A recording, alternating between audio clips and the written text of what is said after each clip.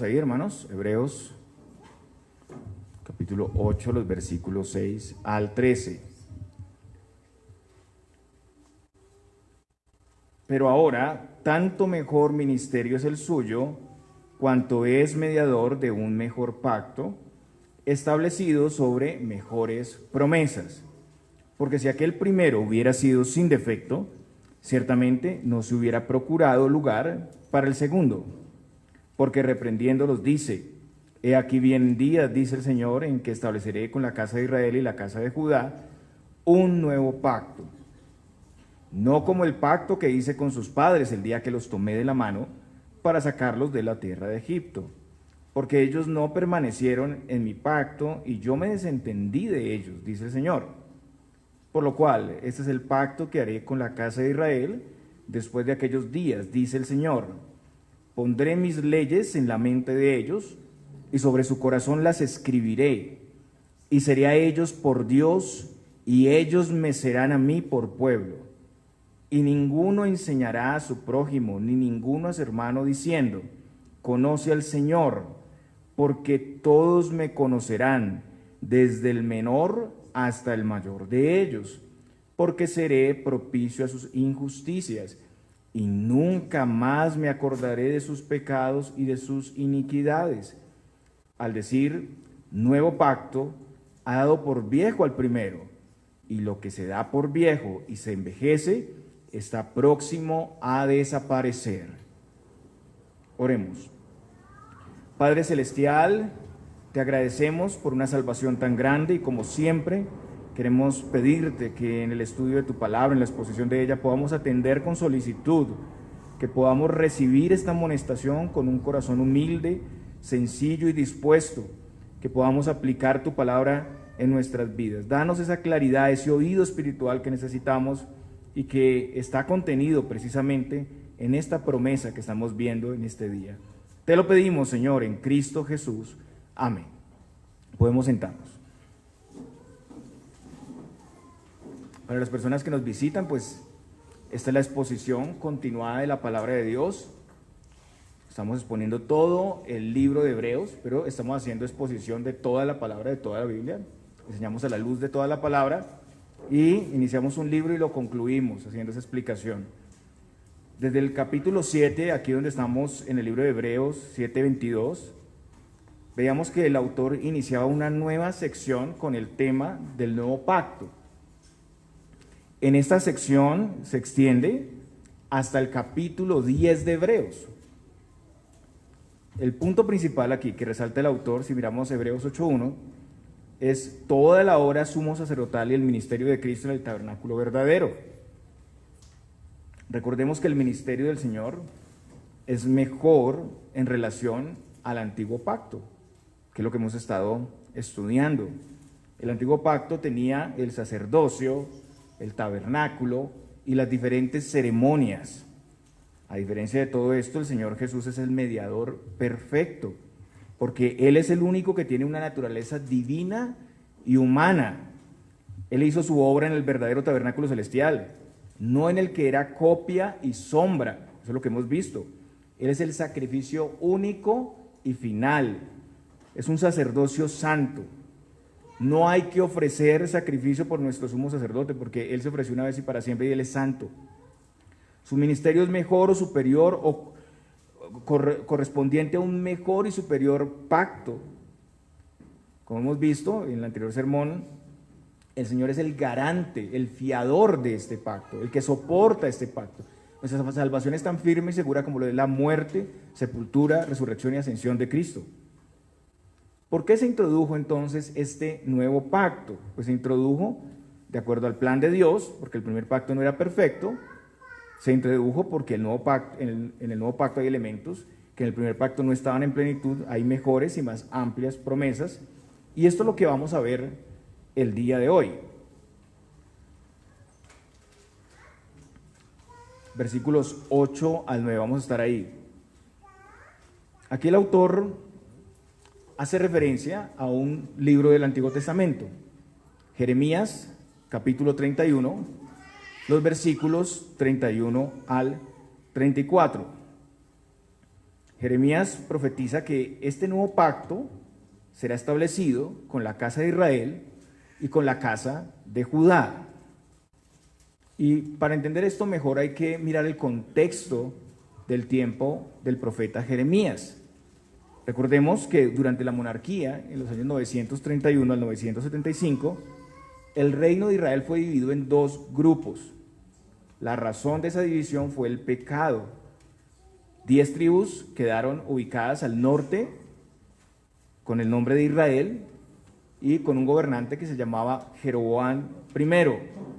2 tribus quedaron al sur con el nombre de Judá y con Roboam, hijo de Salomón, como su gobernante. Las 10 tribus del norte debieron haber seguido bajo el rey de la familia de David, pero por ciertas injusticias ellos se rebelaron. Israel tuvo 20 reyes. Todos esos reyes fueron malos. Practicaban la idolatría, había injusticia social, había inmoralidad. Finalmente Dios mandó a los asirios contra Israel. Los asirios conquistaron a Israel en el año 722 y llevaron cautivas las 10 tribus. Y la costumbre del imperio asirio al conquistar un pueblo era llevar cautiva a la población al lugar y enviar extranjeros a repoblar esos lugares, esas regiones. Finalmente los extranjeros fueron establecidos en Samaria. El reino del norte pues quedó como una provincia de ellos, una provincia asiria. Los israelitas, las 10 tribus, nunca regresaron. El reino de Judá siguió por 140 años, también tuvo 20 reyes. La mayoría de esos reyes fueron reyes malos. Más tarde, por su pecado, fueron llevados cautivos a Babilonia en el año 586 a.C. Jerusalén y el templo fueron destruidos en ese evento y el cautiverio para ellos duró 70 años. Entonces, Jeremías predicó antes, durante y después del exilio a Babilonia. Y él describe la condición y las consecuencias del pecado del pueblo. En Jeremías 3, del 21 al 25, hay una exhortación a Israel y a Judá, precisamente por su pecado, hay un llamado al arrepentimiento por su infidelidad y nos muestra mucho del contexto del pueblo de Dios en este tiempo. Vaya conmigo a Jeremías capítulo 3, los versículos 21 al 25. Jeremías 3, del 21 al 25. Escuchemos. Voz fue oída sobre las alturas, llanto de los ruegos de los hijos de Israel, porque han torcido su camino. De Jehová su Dios se han olvidado. Convertíos, hijos rebeldes, y sanaré vuestras rebeliones. He aquí nosotros venimos a ti, porque tú eres Jehová nuestro Dios. Ciertamente, vanidad son los collados y el bullicio sobre los montes. Ciertamente en Jehová nuestro Dios está la salvación de Israel.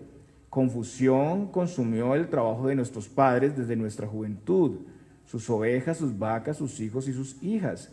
Yacemos en nuestra confusión y nuestra afrenta nos cubre, porque pecamos contra Jehová nuestro Dios, nosotros y nuestros padres desde nuestra juventud y hasta este día, y no hemos escuchado la voz de Jehová nuestro Dios. Israel pecó, las 10 tribus inicialmente, como vimos, y sufrieron el exilio, y Judá pudo ver lo que pasaba. La mitad del pueblo, los 2 tribus al sur pudieron ver lo que pasaba con Israel, pero ellos no aprendieron de la situación de Israel. Pudieron ver las consecuencias de su pecado, pero siguieron el mal camino, hicieron lo mismo. Jeremías 3, del 8 al 9, nos muestra eso.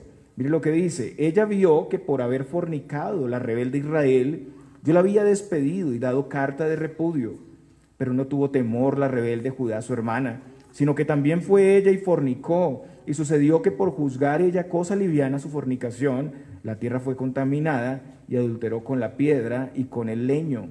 Con todo esto su hermana, la rebelde Judá, no se volvió a mí de todo corazón, sino fingidamente, dice Jehová. Judá y especialmente la ciudad de Jerusalén aquí es llamada al arrepentimiento. Después de la destrucción de Jerusalén, pues en consecuencia de todo esto, en medio de una situación muy difícil para el pueblo, Jeremías entonces escribe esta profecía a la que hace referencia el autor de Hebreos en Jeremías 31, del 31 al 34. Vamos a mirar la profecía. Jeremías 31, del 31 al 34. He aquí que vienen días, dice Jehová, en los cuales haré nuevo pacto con la casa de Israel y con la casa de Judá. No como el pacto que hice con sus padres el día que tomé su mano para sacarlos de la tierra de Egipto, porque ellos invalidaron mi pacto, aunque fui yo un marido para ellos, dice Jehová. Pero ese es el pacto que haré con la casa de Israel después de aquellos días, dice Jehová. Daré mi ley en su mente y la escribiré en su corazón, y yo seré a ellos por Dios, y ellos me serán por pueblo. Y no enseñará más ninguno a su prójimo, ni ninguno a su hermano, diciendo, conoce a Jehová, porque todos me conocerán, desde el más pequeño de ellos hasta el más grande, dice Jehová, porque perdonaré la maldad de ellos y no me acordaré más de su pecado. En primer lugar, lo que vemos aquí es que Dios es el autor del pacto. Dios mismo hace este pacto, Él es quien ha diseñado el plan de salvación para su pueblo. Él estableció el antiguo y el nuevo pacto. No debemos pensar que hubo una equivocación en Dios, sino más bien todo esto estaba en el decreto eterno de Dios. Hay solo un plan de salvación, hay un solo pacto eterno administrado bajo diferentes tiempos o dispensaciones. Además, en los pactos bíblicos es Dios quien declara los términos y las promesas. Segundo, este es un mejor pacto. En nuestro texto, Hebreos 8:8, la palabra usada en el griego para pacto es la palabra griega diadekes, que significa contrato, acuerdo o alianza. En Jeremías la palabra hebrea es la palabra kadash. Este término y sus otras formas verbales relacionadas no significan totalmente nuevo. Al contrario, esta familia de términos significa renovado, reconstruido o actualizado. De nuevo, renovado, reconstruido o actualizado. Esto es muy importante para entender el plan de salvación de Dios y el pacto nuevo. Con esto vemos que el nuevo pacto no era algo desconectado del antiguo pacto o completamente diferente al antiguo pacto, sino que era un pacto mejor, un pacto mejorado. Siempre vemos que en el mundo nos venden cosas, todo va en deterioro, ¿no? Tenemos ciertas novedades, ciertas actualizaciones en la tecnología, pero siempre hay algo más, ¿no? Estás con tu actualización, no sé, los que tienen Apple, los que tienen Android, hay actualizaciones constantes de esas versiones, y si uno compara la primera actualización de Android, era algo muy básico, ¿no? Las primeras actualizaciones, las primeras versiones de esos sistemas operativos, o en los computadores también, en los PCs, en la informática, pues son cosas muy básicas, pero cada vez vemos un avance en la tecnología y llega una nueva actualización que se apoya en lo que ya se construyó y que es algo no completamente nuevo, pero sí con cosas muy mejoradas. Y siempre nos venden las cosas en el mundo con ese eslogan, ¿no?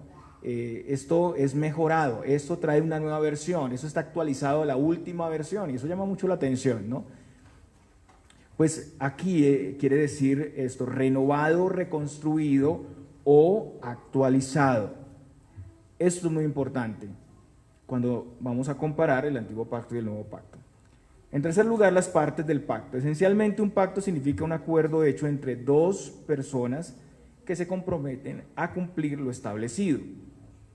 Encontramos ejemplos de pactos en nuestra sociedad. Los matrimonios, los contratos laborales, los tratados, los pactos de membresía son ejemplos de pactos. El contrato de arrendamiento es el ejemplo de un pacto entre dos partes. Pero a diferencia de estos, en el pacto bíblico, Dios es el único que puede cumplir las condiciones del pacto, aunque eso no deja sin participación o responsabilidades a las partes involucradas. Eso también es muy importante, no lo olvide, téngalo en cuenta a medida que vayamos avanzando en este sermón. En un pacto hay básicamente tres cosas. Primero, las partes contratantes, que pueden ser dos o más partes. Segundo, las condiciones que cada parte debe cumplir, los detalles del pacto.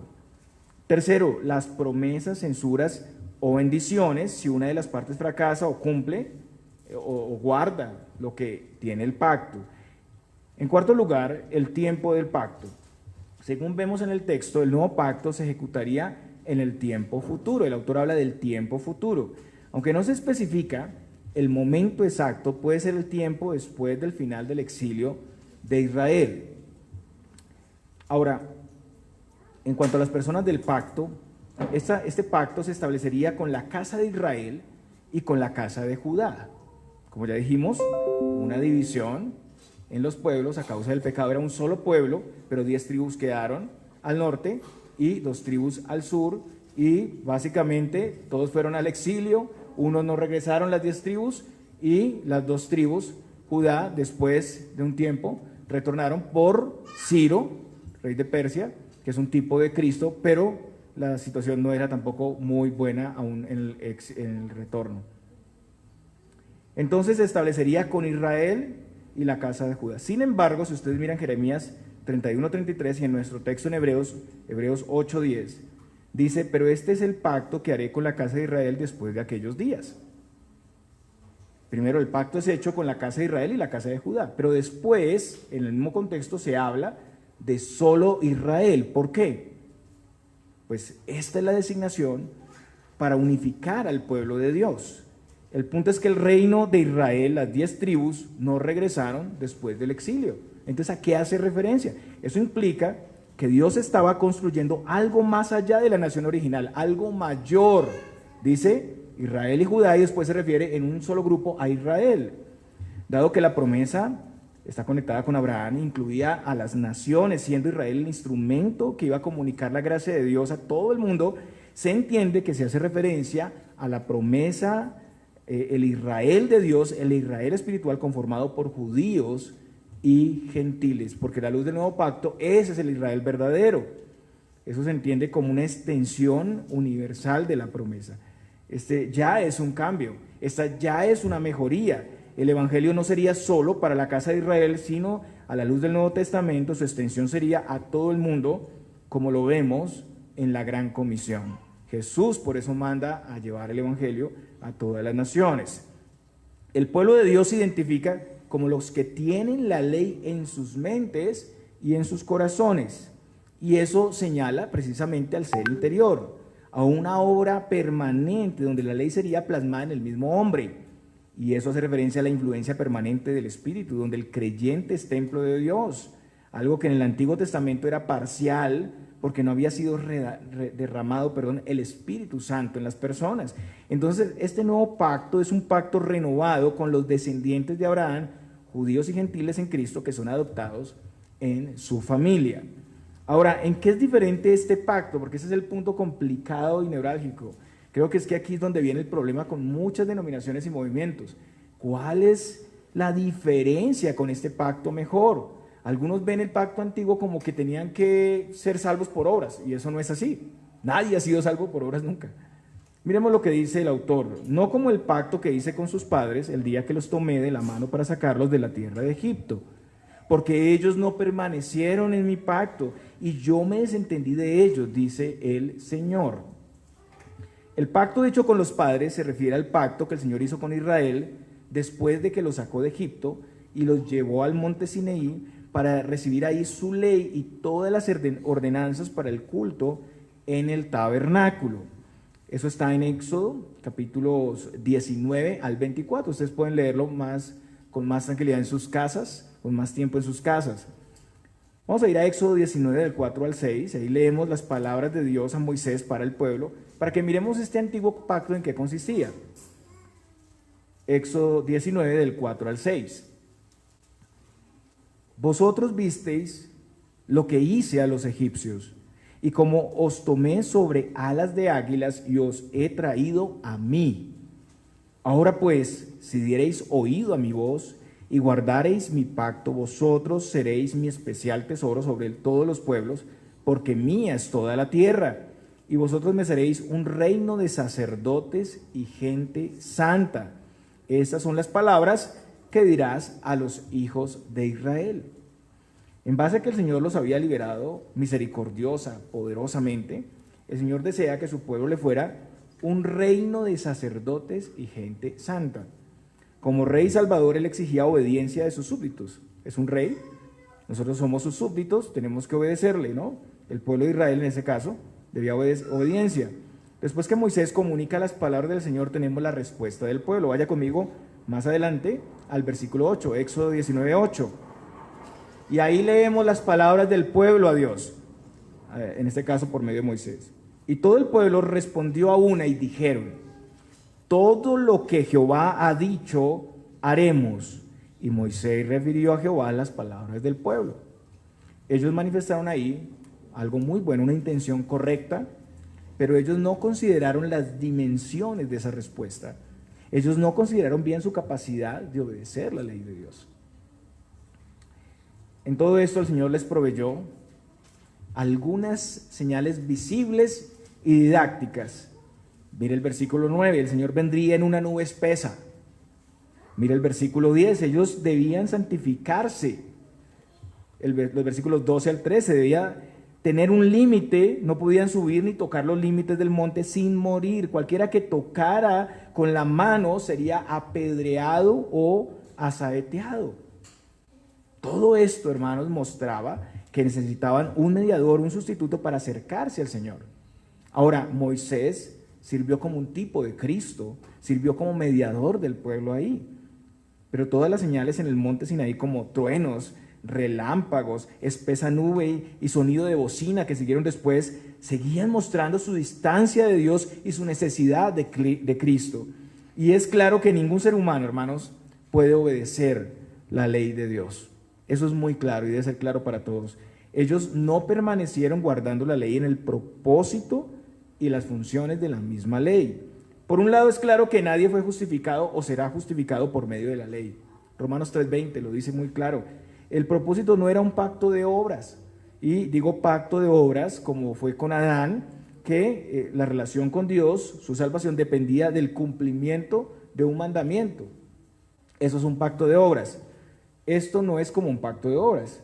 También es claro que la salvación en el Antiguo Testamento y el Nuevo Testamento es igual, es por medio de la fe en Cristo. La base de nuestra salvación no es la obediencia a la ley, sino la obra de Cristo. Y aquí es necesario tener en cuenta que la redención de la nación vino antes que se diera la ley. Noten esto. ¿Cuándo se dio la redención de la nación? En la liberación de Egipto, en la Pascua. O sea, soberanamente y de pura gracia. No fue primero el mandamiento, sino primero fue la salvación y la liberación y después vino el decálogo. La observancia de la ley no era para entrar en el pacto, sino para permanecer en relación de pacto, para vivir en los privilegios de gracia que ya habían recibido. Y es claro que el Éxodo con la Pascua apuntaba a Cristo y su liberación de la esclavitud del pecado. Siendo esto así, el pacto con Moisés es una extensión del pacto de gracia o el pacto hecho con Abraham. Eso tenemos que tenerlo muy claro, hermanos. Es una extensión. Además, en los pactos encontramos tres cosas y es muy importante que lo tengan en cuenta: la benevolencia de Dios, la lealtad del pueblo en respuesta y las consecuencias de romperlo. De nuevo, la benevolencia de Dios, la lealtad del pueblo en respuesta y las consecuencias de romperlo o las bendiciones de guardarlo. En primer lugar, la benevolencia. Dios les mostró benevolencia dándole libertad a los israelitas de la esclavitud. Eso es una muestra de benevolencia. Dios no estaba obligado a hacer eso. Incluso Dios se acordó de estas personas por el pacto que había hecho con Abraham, Isaac y Jacob. Él lo hizo recordando sus propias promesas. En Éxodo 22 leemos: yo soy Jehová tu Dios, que te saqué de la tierra de Egipto, de casa de servidumbre. Así empiezan los mandamientos. El Señor les recuerda: yo los redimí, y como los redimí, ahora ustedes deben obedecer. El Señor los había sacado de la mano, muestra el texto, de la mano de la tierra de Egipto, pero ellos no permanecieron en su pacto. El Señor fue bueno y misericordioso. El Señor hizo grandes señales y les libró de la muerte. Ahora, lealtad. El Señor libera a su pueblo de la esclavitud de Egipto y Faraón, pero no lo hizo para que hicieran lo que ellos quisieran. Él los redime para tratar con ellos, para que fueran un pueblo de bendición para todas las naciones. Según vemos en Jeremías 31-33, si ustedes están ahí, El Señor fue como un marido para ellos. Él se muestra que fue como un marido fiel para ellos, pero ellos habían invalidado su pacto. Ellos fueron infieles, como una esposa infiel. Por lo tanto, pues hay consecuencias, que es nuestro tercer punto. Hay consecuencias. Por su pecado el Señor se desentendió de ellos. Así vemos que este pacto no era un pacto de obras, era un pacto de misericordia y gracia, pero la gracia no anulaba la lealtad, no anulaba la fidelidad que debía tener el pueblo. El pueblo fue desleal, el pueblo abandonó a su amor y fidelidad y recibió las consecuencias. Si obedecían, ellos serían su especial tesoro sobre todos los pueblos, un reino de sacerdotes y gente santa, ya lo vimos. Pero al no hacerlo, ellos reciben el castigo de Dios. También es importante saber que la ley se dio con un propósito, hermanos. A veces desconocemos esto. La ley tenía un propósito. Pablo expone varios de esos propósitos importantes sobre la ley que es necesario comprender. La ley no solo revela la santidad de Dios, sino que funciona también como un espejo. O sea, nos muestra qué es pecado y qué no es pecado. Eso lo dice Pablo en Romanos 7:7 y Romanos 3:20 también vemos una referencia a eso. Pero si yo me reflejo, ahí me veo en un espejo y veo que tengo una mancha en el rostro y trato de quitármela con el espejo, pues el espejo no funciona como agua, no funciona como limpieza, como jabón, no. Solo sirve para reflejar mi condición. Otro de los propósitos de la ley de Dios es cerrar la boca de todos y que todo el mundo quede bajo el juicio de Dios. Romanos 3:19. Nos deja sin argumentos delante de Dios. No podemos defendernos y justificarnos en nuestra justicia porque nos muestra lo pecadores que somos. Otra de las funciones era ser nuestro guía, nuestro ayo, dice Gálatas 3:24, que era como un maestro que tomaba a un niño y lo instruía hasta que cuando era grande lo entregaba ya a la sociedad.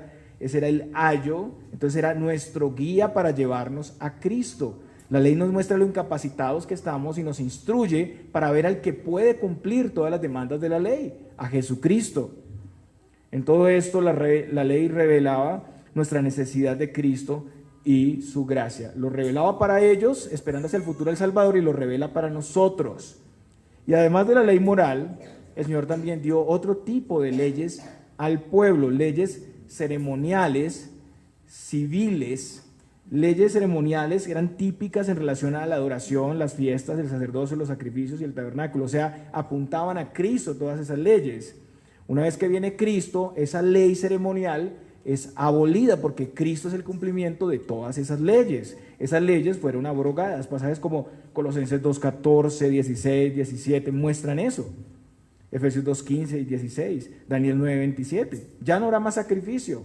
Ya no tenemos que llevar un cordero a un templo, al tabernáculo, porque ya eso fue abolido y fue abrogado. Todo eso era figura, era sombra del tipo, el cumplimiento que es Cristo, de lo venidero.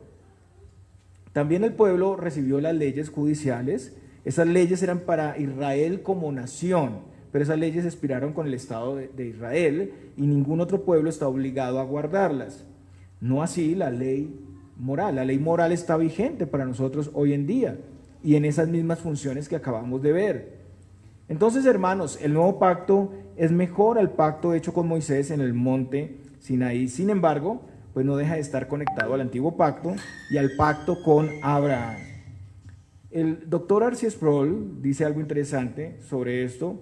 Él dice que el éxodo, el pacto, la ley y las ceremonias apuntaban al evangelio. Dice, no se oponen al evangelio, no están en lugar del evangelio, más bien son fundamentales para la revelación final del evangelio de Dios. Ahora, ¿en qué consiste este nuevo pacto y en qué es diferente? Ahora, mirando el nuevo pacto, Hebreos 8:10 dice, por lo cual ese es el pacto que haré con la casa de Israel después de aquellos días, dice el Señor. Pondré mis leyes en la mente de ellos y sobre su corazón las escribiré y seré a ellos por Dios y ellos me serán a mí por pueblo. Noten que la ley, según vemos aquí, no sería abolida, sino escrita, ¿en dónde? En la mente y en los corazones, ¿cierto? Los corazones. Y esto sería de todo corazón, una realidad. Textos como Jeremías 24:7, por ejemplo, Dice, y les daré corazón para que me conozcan que yo soy Jehová, y me serán por pueblo, y yo les seré a ellos por Dios, porque se volverán a mí de todo su corazón, de todo su corazón. Ezequiel 11, del 19 al 20 dice, y les daré un corazón y un espíritu nuevo, pondré dentro de ellos y quitaré el corazón de piedra de en medio de su carne y les daré un corazón de carne, para que anden en mis ordenanzas y guarden mis decretos y los cumplan y me sean por pueblo y yo sea ellos por Dios. Una mente y un corazón transformados. Un corazón, una mente que guarda verdaderamente la ley de Dios y no solo en apariencias o en palabras o externamente. Pasajes como Deuteronomio 10:16 también. Circuncidad pues el prepucio de vuestro corazón y no endurezcáis más vuestra cerviz. Miren que esto está en el Antiguo Testamento y señala la realidad del nuevo pacto. Jeremías 4:4, circuncidaos a Jehová y quitad el prepucio de vuestro corazón, varones de Judá y moradores de Jerusalén, no sea que mi ira salga como fuego y se encienda y no haya quien la pague por la maldad de vuestras obras. Dios llama a su pueblo para ir más allá de solo hacer pactos de manera externa, a circuncidar sus corazones. Dios prometió hacer esto en cada creyente, en cada uno de nosotros al creer. Hermanos, el Señor sigue reclamando fidelidad a sus leyes, pero Él promete ponerla en nuestros corazones y en nuestra mente. O sea que Dios da a su pueblo un amor por su ley para que verdaderamente deseen, quieran obedecerla. Ahora la consecuencia, siendo así la consecuencia es, y seré a ellos por Dios, y ellos me serán a mí por pueblo.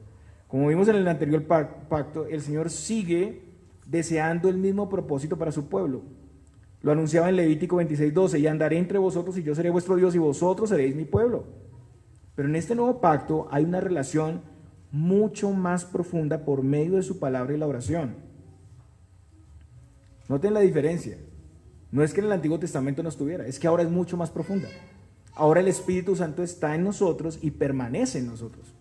Y ahora podemos acercarnos al trono de la gracia constantemente y sin temor y como sus hijos. Eso no era igual en el Antiguo Testamento. Ya vimos lo que pasaba con los sacerdotes, ya vimos lo que pasaba con el tabernáculo. Sabemos que el Espíritu Santo estaba sobre algunas personas, pero no sobre todos. Solo en el nuevo pacto es derramado el Espíritu Santo. Entonces podemos ser fortalecidos y socorridos mejor para atender las obligaciones del pacto. A eso se refiere lo mejor. Ya no está el tabernáculo, ya no está el templo en Jerusalén, sino que ahora la adoración es en espíritu y en verdad. Y eso implica que no tenemos que ir a Jerusalén para adorar al Señor, podemos hacerlo en cualquier lugar del mundo. El santuario terrenal no era accesible, no era tan accesible como lo es ahora nuestro sumo sacerdote en el nuevo pacto. Ahora hay mayor plenitud, las leyes en los corazones y el propósito de Dios de tener un pueblo apartado y celoso de buenas obras es algo mucho más pleno, aunque esto va a alcanzar su plenitud en el estado eterno. También en la promesa se habla del conocimiento del Señor, versículos 11 al 12, y ninguno enseñará a su prójimo. En Jeremías es el versículo 34.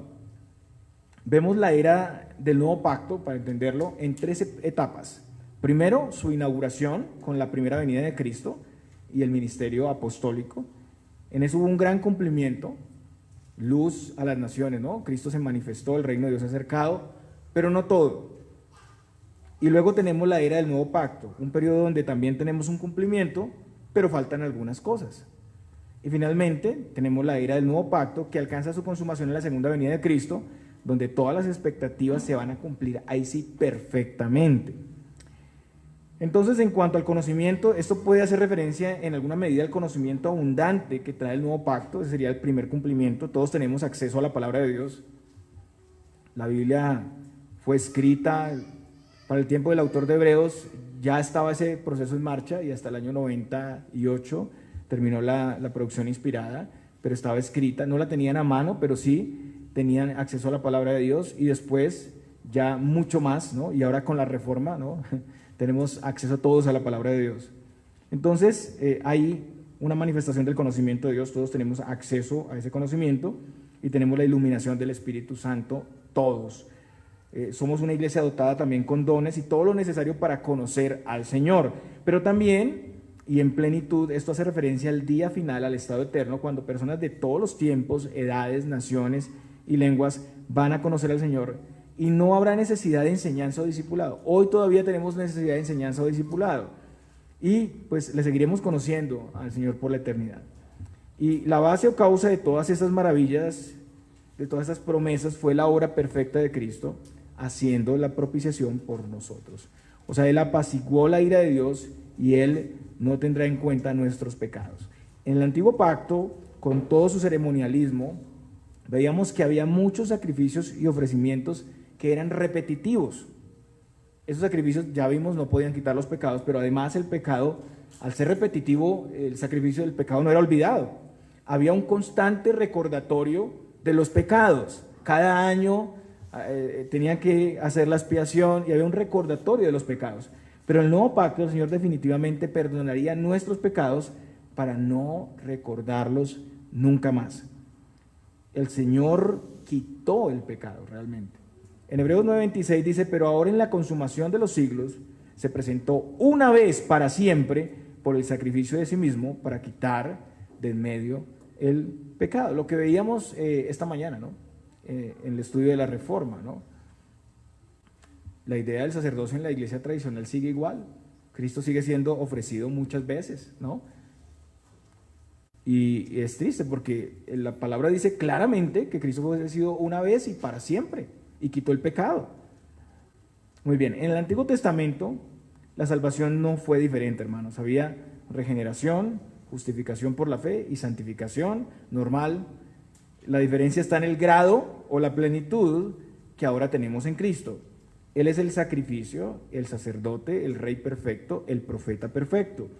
Además, en el nuevo pacto su obra es completa, final y satisfactoria. Él es el pacto del cumplimiento o el pacto definitivo y final. En su obra somos provistos completamente. Entonces, pecados perdonados y olvidados, el Espíritu Santo derramado en nuestros corazones y obedecemos la ley desde el corazón, un nuevo corazón que obedece a Dios. En consecuencia, hermanos, todos podemos conocer a Dios de manera más clara y profunda. Y se cumple el propósito de Dios de ser un pueblo especial. Versículo 13. Al decir nuevo pacto, ha dado por viejo al primero, y lo que se da por viejo y se envejece está próximo a desaparecer.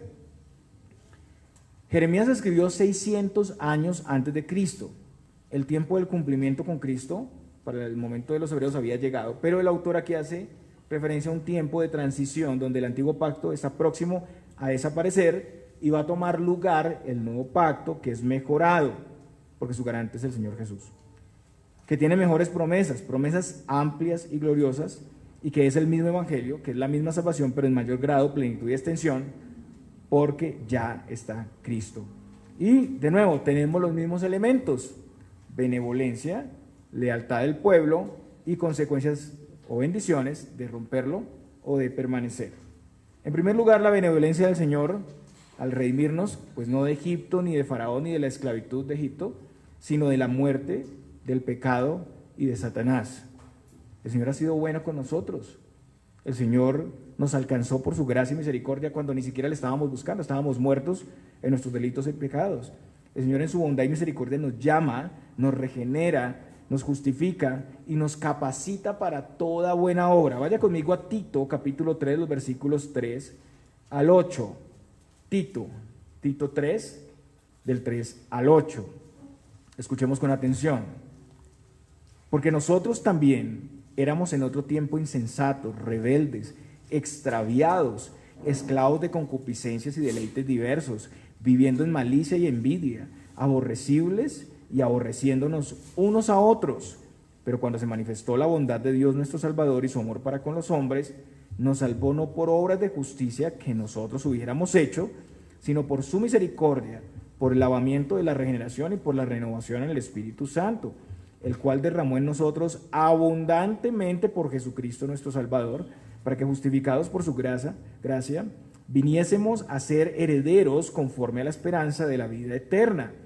Palabra fiel es esta, y en estas cosas quiero que insistas con firmeza, para que los que creen en Dios procuren ocuparse en buenas obras. Estas cosas son buenas y útiles a los hombres. Acá tenemos todo este marco de los 3 puntos. Entonces, Dios ha sido bueno con nosotros, Dios demanda lealtad a su pueblo. El nuevo pacto exige esa lealtad. Cristo cumplió perfectamente con esa lealtad exigida en el pacto. Eso fue lo que hizo Cristo en primer lugar, es la justificación por medio de la fe. Sin embargo, en otro sentido, los creyentes también son probados en su lealtad para acreditar la condición de sus corazones.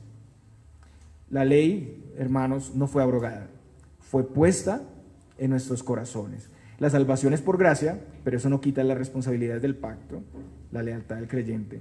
Esta lealtad y obediencia fiel se expresa no para ser salvos, sino porque somos salvos, porque estamos agradecidos y porque amamos al Señor. Dios exige responsabilidad dentro del pacto, hermanos. Dios no promete anular sus leyes ni exenta a nadie de obedecerlas, pero el Señor ha provisto lo suficiente para hacerlo. En segundo lugar, así como el pacto es mejor y mayor, también hay mayor responsabilidad y mayor gravedad, porque ahora está Cristo. Como yo lo he dicho antes, a veces pensamos que la severidad era para el Antiguo Testamento y que ahora no pasa nada, que el nuevo pacto es liviano y que es permisivo. Muchos han llegado a ese pensamiento equivocado, pero hermanos, déjenme recordarles que es todo lo contrario. En Hebreos 2:2 leemos lo siguiente: porque si la palabra dicha por medio de los ángeles fue firme, y toda transgresión y desobediencia recibió justa retribución, ¿cómo escaparemos nosotros si descuidamos una salvación tan grande, la cual, habiendo sido anunciada primeramente por el Señor, nos fue confirmada por los que oyeron? Hermanos, si en este ministerio del pasado, donde aún no había venido Cristo, la ley dada por esa mediación de los ángeles o Moisés tuvo fuerza de ley y hubo castigo justo a los que la desobedecieron, ¿cómo podría ser que ahora nosotros, teniendo a Cristo, la realidad, no Moisés sino Cristo, la plenitud de la revelación de Dios y Dios mismo hecho carne, habiendo consumado su obra, escapemos o evadamos el castigo ante la desobediencia? De ninguna manera. En tercer lugar, hermanos, debemos recordar que en la iglesia visible hay creyentes falsos y creyentes verdaderos. Es una bolsa mixta. Es por medio de esa prueba de lealtad que estos dos grupos muestran si tienen verdadera fe. Y por último, hay consecuencias de la obediencia y la desobediencia. Hay disciplina y hay trato en la providencia de Dios para comprender y valorar las riquezas de la gracia de Dios que tenemos en este grandioso pacto. Y hermanos, esto es algo muy práctico. Implica que a la luz de la obra de Cristo vivamos en la lealtad fiel y constante al Señor. Esto tiene que ver con sus llamados a la obediencia y a la perseverancia, que en la gracia, en el poder de Dios, somos llamados a guardar. Hermanos, hoy que celebramos la reforma del siglo XVI, todo esto que está aquí, reforma que pone en alto estas maravillosas doctrinas precisamente y sus implicaciones, deberíamos preguntarnos si realmente nosotros entendemos y vivimos de acuerdo a esa gloriosa salvación que nos ha traído el Señor. Si estamos viviendo en las dimensiones de un pacto mejorado y superior, o hemos dado un paso atrás. Recordemos que los hebreos estaban tentados a mirar atrás, a mirar el judaísmo del viejo pacto. Y no creo que nosotros seamos muy diferentes. Tenemos, tal vez no el templo o las ordenanzas y las ceremonias, pero sí hay muchas cosas a las que podemos mirar a un lado, ¿no? O atrás. O sea, hermanos, a mayor benevolencia y revelación, mayor lealtad y agradecimiento, mayor consagración, mayor servicio y mayor piedad, no menos. No podemos decir, es que estamos bajo la gracia, entonces, no, pues es que el pueblo del antiguo pacto también estuvo bajo la gracia. Es que nunca ha dejado de estar la gracia. Incluso desde el pacto de obras hubo gracia para Adán, hubo gracia para Abraham, Noé y Moisés. Entonces debe haber mayor consagración y servicio y piedad, porque hay mayor bendición. Hermanos, hoy en día decimos ser reformados, y eso es muy importante, como lo estamos celebrando hoy. Incluso no lo deberíamos olvidar, pero para muchos, no para todos, esa reforma en la práctica es definida en un cristianismo que se ha concentrado en las formas religiosas, en la liturgia lúgubre y trasplantada tal vez de otras culturas, en discusiones sobre quién es más o menos reformado, o quién conoce más o menos. ¿No es eso lo exterior? ¿No es eso lo que precisamente el antiguo y el nuevo pacto vienen hablando? No en el corazón, sino en lo exterior. En muchos casos lo que se practica es una vida cristiana intermitente, sin compromiso, reformados pero sin pasión por Cristo y su salvación, reformados que no pueden asistir temprano o constantemente a la iglesia un solo día en la semana, personas que no desean compromiso con la iglesia, que asumen su membresía pero no quieren cumplir los compromisos pactados, que no se quieren discipular, que no quieren ejecutar sus dones en la iglesia, que no desean compartir el evangelio a otros, que no desean orar ni leer la palabra diariamente, que no se preocupan por la santidad, que no quieren ser sacerdotes de su casa con su esposa y con sus hijos. Traen sus hijos al bautismo, pero ahí se olvidan de todo, de educarlos en el carácter cristiano. Hermanos, si ese es el caso, nosotros debemos decir que no sabemos qué es la reforma. Necesitamos profundo arrepentimiento y transformación y una nueva reforma para nosotros. Necesitamos un nuevo corazón, un corazón transformado por el Señor. De nuevo, no es el caso de toda la iglesia, pero sí de una mayoría, tristemente. La buena noticia para quienes se encuentran en esa condición es que la benevolencia de Dios se presenta hoy y cada domingo, y cada vez que abras la palabra de Dios, tu Biblia, se presenta para nosotros.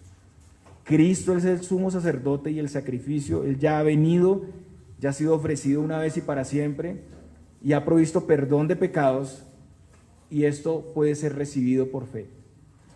Más allá del título reforma, es el evangelio donde la ley de Dios ha sido puesta en nuestros corazones, hermanos. Para quienes estamos en ese maravilloso pacto, el llamado es a no descuidar los llamados, es a ir a nuestro sumo sacerdote y recibir constantemente de su gracia para perseverar. Y este fue el llamado para los creyentes del tiempo del libro de los Hebreos. Es a vivir conforme a la grandeza de esa gloriosa provisión. Y realmente esto, hermanos, es posible. Hermanos, el pacto no es un pacto sin ley, como ya decía, pero Cristo ha venido y ha dado su vida en nuestro rescate, y ahora tenemos ricas y abundantes bendiciones por medio de la fe en Él, y ahora su ley, estando en nuestros corazones, en nuestras mentes, puede ser guardada. En ese llamado respondemos en una muestra de amor y lealtad y agradecimiento a nuestro Dios. Mire lo que dice Juan 14:15: si me amáis, guardad mis mandamientos. Y el versículo 21 del mismo capítulo: el que tiene mis mandamientos y los guarda, ese es el que me ama. Y el que me ama será amado por mi Padre, y yo le amaré y me manifestaré a él. Y en Juan 15, el versículo 10, dice: si guardareis mis mandamientos, permaneceréis en mi amor, así como yo he guardado los mandamientos de mi Padre y permanezco en su amor. ¿Y cuál es el resultado, mis hermanos? Mayores bendiciones y verdadero gozo. Lucas dice, pues en Lucas, registrando las palabras del Señor, dice: pues yo os digo que a todo el que tiene se le dará más. Voy a leer esa parte solamente. Y verdadero gozo, que se traduce en un gozo eterno y permanente. En Juan 15:11 dice: estas cosas os he hablado para que mi gozo esté en vosotros y vuestro gozo sea cumplido. Vida eterna, gozo por la eternidad y abundancia de múltiples bendiciones para los que guardan su pacto y obedecen sus promesas. Y sus mandamientos, hermanos, no son gravosos. El Señor les bendiga, mis hermanos.